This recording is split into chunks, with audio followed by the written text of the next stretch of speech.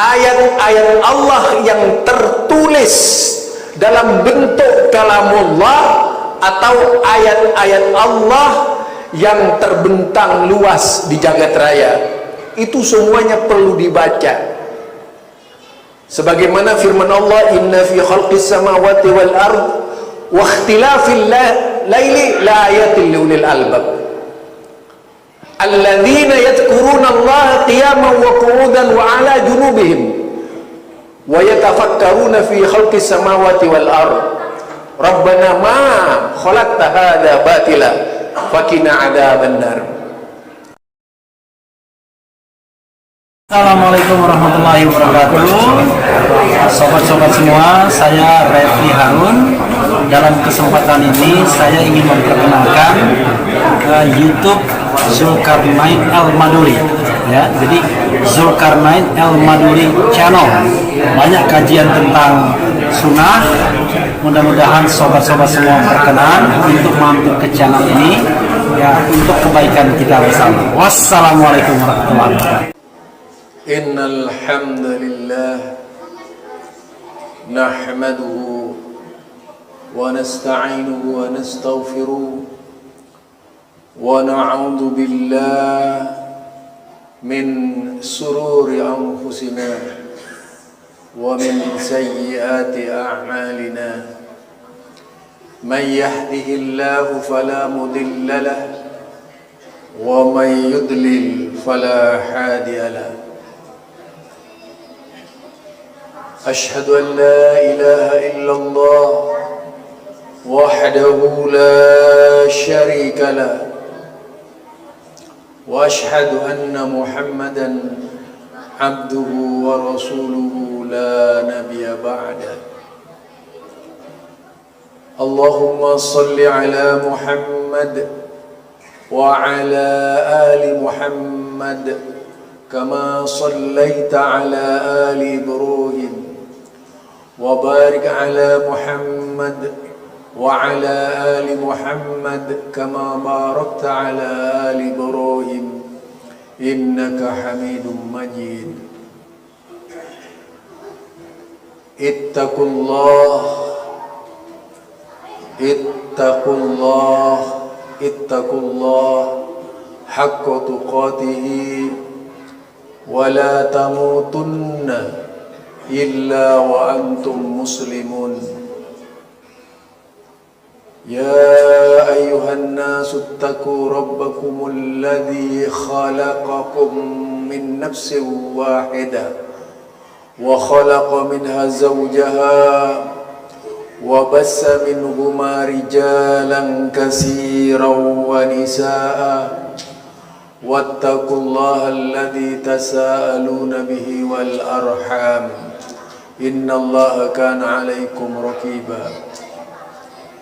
يا أيها الذين آمنوا اتقوا الله وقولوا قولا سديدا يصلح لكم أعمالكم ويغفر لكم ذنوبكم ومن يطع الله ورسوله فقد فاز فوزا عظيما. فإن أصدق الكتاب كتاب الله وخير الهدى هدى محمد صلى الله عليه وسلم وشر الأمور محدثاتها فإن كل محدثة بدعة وكل بدعة ضلالة وكل ضلالة في النار. Jamaah Jumat yang dimuliakan Allah, baru saja kita melepaskan Hari Raya Idul Adha yang dikenal dengan bahasa kita adalah Hari Raya Kurban. Intinya disebut Adha karena ritual haji ini diakhiri dengan kurban. Di samping perjuangan para calon haji yang tertumpu di Arafah. Setelah di Arafah menuju Musdalifah, setelah di Musdalifah menuju Mina, lalu melanjutkan perjalanan melaksanakan sholat Id di Masjidil Haram, menjelang maghrib kembali lagi ke Mina. Itu diantara manasik haji yang wajib dilaksanakan oleh setiap jemaah haji. Al-Hajj Al-Arafah, haji itu adalah Arafah. Intinya pelaksanaan Arafah itu menjadi wajib dan tidak bisa dilaksanakan di wilayah lain, melainkan hanya bisa dilaksanakan di Arafah yang ada di Mekah. Ayuhal mustami'un rahimakumullah, pelajaran yang bisa kita ambil dari kurban. Kurban itu artinya pendekatan, yaitu dari kata kuraba, yang bermakna pendekatan. Tujuannya dengan kurban itu agar setiap orang yang berkurban bisa lebih dekat beribadah kepada Allah Subhanahu wa ta'ala. Orang yang berkurban itu bisa lebih taqarrub ilallah dengan cara imtisalil awamir, melaksanakan perintah Allah, wa ijtinaban nawahi. Karena sudah pasti mereka yang disebut dekat kepada Allah adalah orang yang patuh kepada Allah. Disebut dekat quraba dengan Allah karena orang yang taat melaksanakan perintah-perintah Allah dan melaksanakan perintah Rasulnya. Tidak disebut dekat kita seluruhnya kepada Allah Subhanahu wa ta'ala meskipun berkurban, jika tidak melaksanakan perintah Allah dan perintah Rasulnya. Karena disebutkan bahkan sedekat-dekatnya hamba dengan menggunakan kata istilah akrab, yaitu sedekat-dekatnya hamba kepada Allah Subhanahu wa ta'ala. Orang yang berkurban, orang yang dekat kepada Allah Subhanahu wa ta'ala, yaitu orang yang paling baik kepada saudaranya. Itu diantaranya orang yang paling peduli dengan saudaranya, orang yang paling perhatian dengan saudara-saudaranya sesama muslim, menghilangkan perasaan anti dari diri kita, perasaan dengki dari diri kita, perasaan hasad dari diri kita, yang ada ruhamah bainahum, yaitu melahirkan kasih sayang antar kita. Itulah yang disebut akrab kurban, pendekatan kepada Allah Subhanahu wa ta'ala. Melalui dengan, selain itu melalui dengan menunaikan salat sesuai dengan perintah dan sunnah Rasulnya, penghayatan terhadap ayat-ayat Allah sesuai dengan perintah Allah, baik ayat-ayat Allah yang tertulis dalam bentuk kalamullah atau ayat-ayat Allah yang terbentang luas di jagat raya. Itu semuanya perlu dibaca. Sebagaimana firman Allah, inna fi khalqis samawati wal ard wa ikhtilafil laili la ayatin liulil albab alladzina yadhkuruna Allah qiyaman wa qu'udan wa ala junubihim wa yatafakkaruna fi khalqis samawati wal ard rabbana ma khalaqta hadza batila faqina adzabannar. Intinya membaca ayat bukan saja ayat yang tertulis di dalam Al-Quran, tapi ayat-ayat Allah yang terbentang luas di jagat raya, di kosmos kita. Dengan demikian akan melahirkan nilai ketaatan kita kepada Allah Subhanahu wa Ta'ala. Orang yang banyak berfikir dan berzikir itu akan selalu didorong oleh petunjuk Allah, mencintai Rasulnya, mencintai sesamanya. Muncul rasa kasih sayang yang terikat dan mendalam antar sesama. Itu kasih sayang yang lahir dari umat Islam karena kepedulian umat Islam terhadap ajaran Islam itu sendiri. Terlebih kalau melihat sebuah berita, tepatnya tanggal 15 Maret tahun 2022, berarti baru beberapa bulan yang lalu, PBB mengeluarkan salah satu resolusi, dan pada hari ini resolusi itu akan diperingati di Masjid Al-Azhar dan akan dihadiri oleh sejumlah tokoh-tokoh Islam dari seluruh Indonesia. Tujuannya menyambut hadirnya resolusi PBB tentang anti-Islamophobia. Artinya, dengan resolusi anti-Islamophobia memotivasi umat untuk bersikap berani sebagai seorang muslim, sebagaimana sikap yang ditunjukkan oleh muslim-muslim di luar negeri.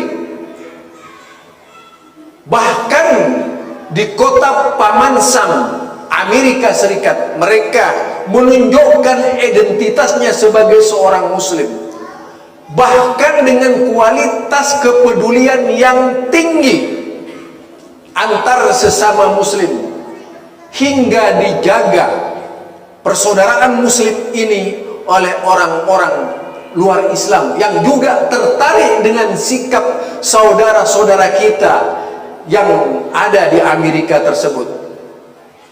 Nah, kita umat Islam yang mayoritas harusnya lebih berani lagi menegakkan ajaran yang ada di dalam Al-Quran dan Sunnah Rasulnya, menyampaikan berita wahyu tersebut kepada setiap mukmin dari saudara-saudara kita dan kepada saudara-saudara kita di luar kita.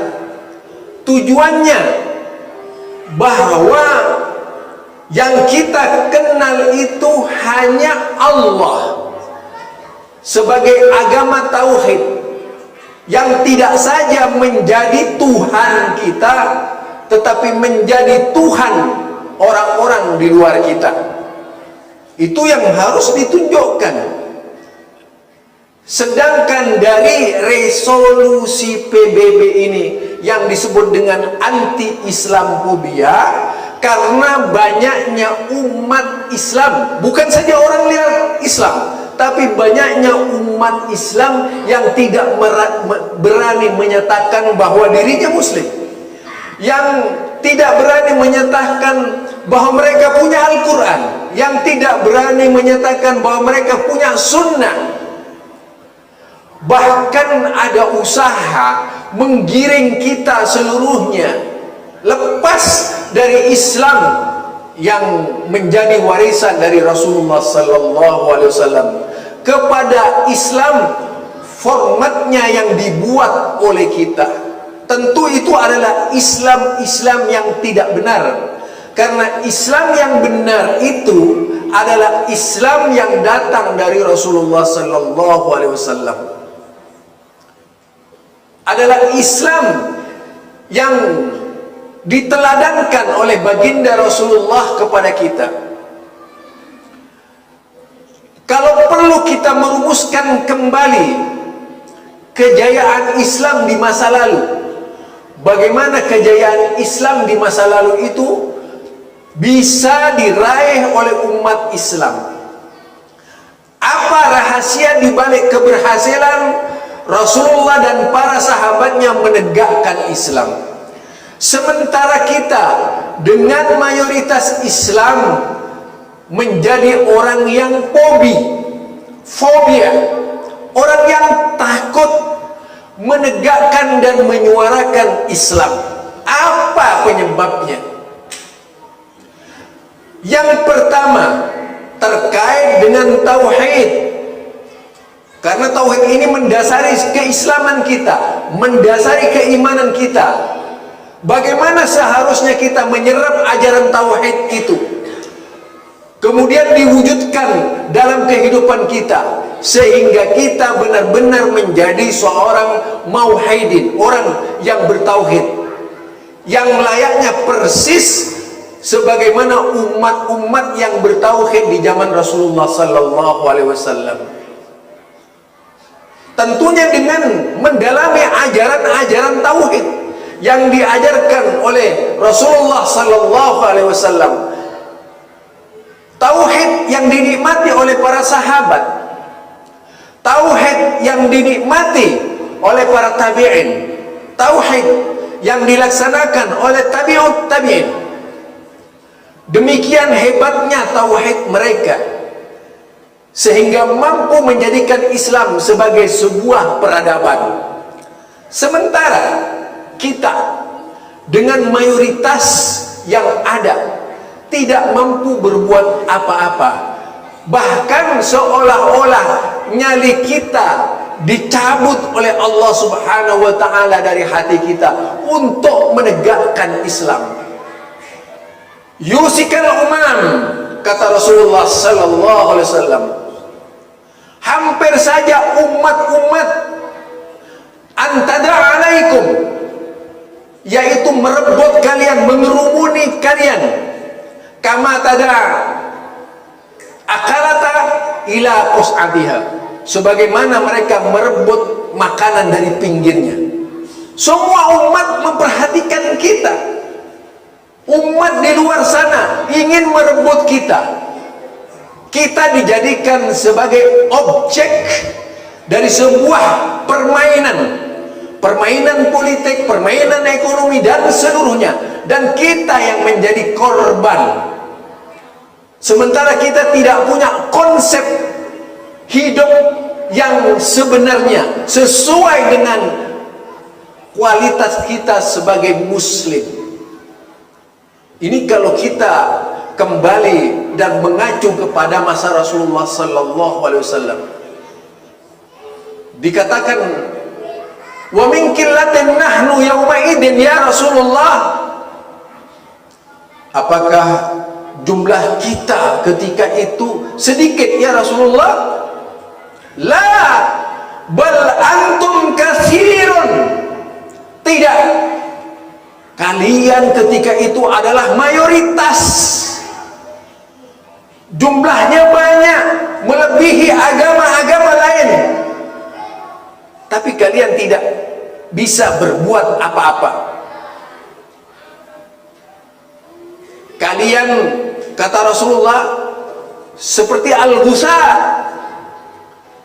yaitu seperti buih di atas lautan, diombang-ambingkan oleh ombak. Bahkan Rasulullah menyebutkan, dicabut dari musuh-musuh kalian al-mahabat. Mal-mahabat, dicabut dari musuh-musuh kalian adalah rasa takut, rasa segan. Kalian menjadi umat yang mudah terintimidasi, sehingga kalian tidak bisa bergerak dan tidak bisa berbuat apa-apa. Itu kata Rasulullah, walaupun jumlahnya mayoritas. Bukan menjadi pemain, tapi kita menjadi hamba Allah yang dipermainkan. Ini yang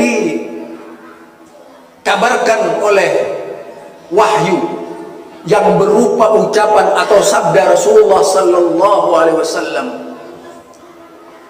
Jumlah banyak, kuantitas tetapi tidak kualitas.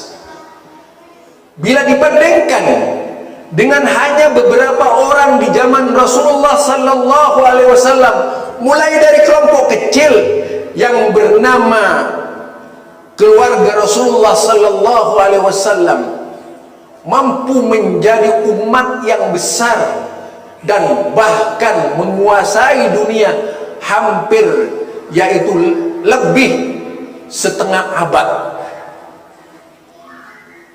Pada waktu itu rahasianya apa? Karena mereka merasa memiliki Islam, karena mereka merasa ada tuntunan dari Allah Subhanahu wa Ta'ala, merasa diperhatikan, merasa dipantau. Inna rabbaka labil mirsad, sungguh Tuhanmu itu sangat mengawasi, memperhatikan. Sehingga tidak ada lagi rasa ketakutan pada diri mereka itu, melainkan hanya takut kepada Allah Subhanahu wa Ta'ala. Itu tauhid di zaman Nabi, tauhid yang mampu merubah kepribadian setiap manusia kala itu. Tentunya jauh berbeda dengan tauhid sekarang ini. Ini yang melahirkan Islamophobia. Kemudian yang kedua, kata Rasulullah sallallahu alaihi wasallam, wal yakdifannallahu fi qulubikum. Lalu Allah campakkan ke dalam hati kalian itu adalah al-wahan. Sahabat, kalimat al-wahan ini adalah kalimat wahyu yang tidak dikenal oleh bangsa Arab ketika itu. Sampai para sahabat bertanya, mal wahan ya Rasulullah? Apa itu wahan ya Rasulullah? Al-wahan itu penyebab kalian menjadi lemah, hilang kesadaran sebagai muslim. Apa itu ya Rasulullah? Hubbud dunya wa karahiyal maut. Cinta dunia dan takut mati. Cinta dunia, namanya cinta itu terikat, sehingga takut kehilangan. Bagaimana kalau harta saya hilang? Itu cinta dunia, sehingga diperjuangkan agar harta itu tetap bertahan ada pada diri kita, tidak hilang dari kita. Lalu muncul episode selanjutnya, takut mati. Bagaimana mempertahankan hidup agar dunia ini tidak menyimpang dari saya? Begitu perasaan kita. Penyakit inilah yang disampaikan oleh baginda Rasulullah 1450 tahun sampai sekarang. Pandemi yang seperti ini yang sulit disembuhkan dari umat manusia. Semua pandemi bisa dihilangkan, tapi pandemi hubbud dunya wa karahiyal maut itu yang sulit disembuhkan, yang sulit dibasmi dari diri kita. Karena ternyata makin lama umat Islam menikmati kehidupan di dunia ini, bukan makin menegakkan syariat Islam, bahkan justru menghancurkan Islam itu sendiri. Kalau perlu menggadaikan agamanya itu sendiri. Ini ayuhal mustami'un rahimakumullah, kondisi kita sekarang ini. Mengapa kemudian hilang rasa keberanian menegakkan ajaran Al-Quran, menegakkan tauhid, menegakkan sunnah Rasulullah sallallahu alaihi wasallam? Itu karena kita terlalu cinta dunia. Nah, karenanya yang perlu dirubah dari cara pandang kita terhadap dunia dengan cara mengembalikan pola Islam yang pernah lahir 1450 tahun yang lalu. Menampak sejarah tilas perjalanan Islam di zaman Rasulullah. Bayangkan saudara, dengan hanya sekitar 300 orang, perang Badar itu mampu mengalahkan 1000 orang. Itu di luar kesadaran kita tentunya.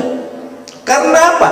Karena kualitas keimanan yang dimiliki oleh para sahabat, kualitas yang ditempa oleh Rasulullah SAW sampai pada hakikat keimanan yang betul-betul diyakini sebagai senjata dan mampu merobohkan musuh-musuh Islam ketika itu.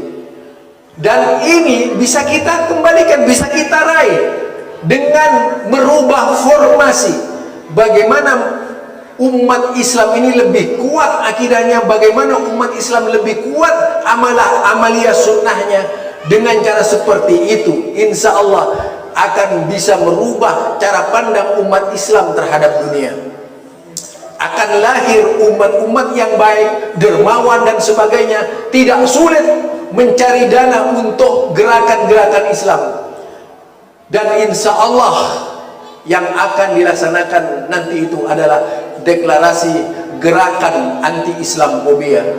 Mudah-mudahan kita seluruhnya sebagai umat muslimin tidak termasuk kepada orang-orang yang fobi, orang-orang yang punya perasaan takut. Tapi kalaupun harus punya perasaan takut, hanya takut kepada Allah Subhanahu wa taala. Barakallahu li wa lakum wa nafa'ani wa iyyakum bima fihi minal ayati wa dzikril hakim.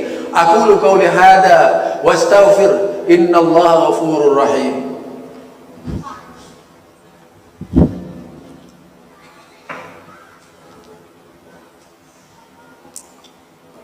Alhamdulillahi rabbil alamin wa bihi nasta'in ala umurid dunya waddin. Wailul yawmaidil lil mukadzibin alladzina yukadzibuna biyaumiddin wa ma yukadzibu bihi illa kullu mu'tadin asim. Ashhadu an la ilaha illallah wahdahu la syarika lah wa ashhadu anna Muhammadan abduhu wa rasuluhu la nabiyya ba'da. Allahumma salli ala Muhammadin wa ala ali Muhammad kama sallaita ala Ibrahim wa ala ali Ibrahim wa barik ala Muhammad wa ala ali Muhammad kama barakta ala Ibrahim wa ala ali Ibrahim innaka Hamidum Majid. Yang kedua kalinya saya mengajak bertakwa kepada Allah Subhanahu wa taala. Di samping mari kita berdoa bersama agar kita senantiasa berada dalam naungan dan maghfirah Allah Subhanahu wa taala. Allahumma ighfir lil muslimin wal muslimat wal mu'minin wal mu'minat al ahya'i minhum wal amwat. Rabbana ighfir lana wa liwalidayna warhamhum kama rabbayana shighara. Rabbana ighfir lana wa liwalidayna wa lil mu'minina yawma yaqumul hisab. Rabbana awzi'na an ashkura ni'mataka allati an'amta alaina wa ala walidayna wa an a'mala salihan tarda wa adkhilna bi rahmatika fi ibadika as-salihin. Rabbana taqabbal minna salatana wa qiyamana wa ruku'ana wa sujudana wa siyamana wa tilawatana wa salihal a'malina. Rabbana wa taqabbal du'a bi rahmatika ya arhamar rahimin. Allahumma arinal haqqa haqqa warzuqna ittiba'ah wa arinal batila batila warzuqna ijtinabah. Allahumma inna na'udzu bika min jahdil bala wa na'udzu bika min darakis syaqqa wa na'udzu bika min su'il qada wa na'udzu bika min syamatatil a'da.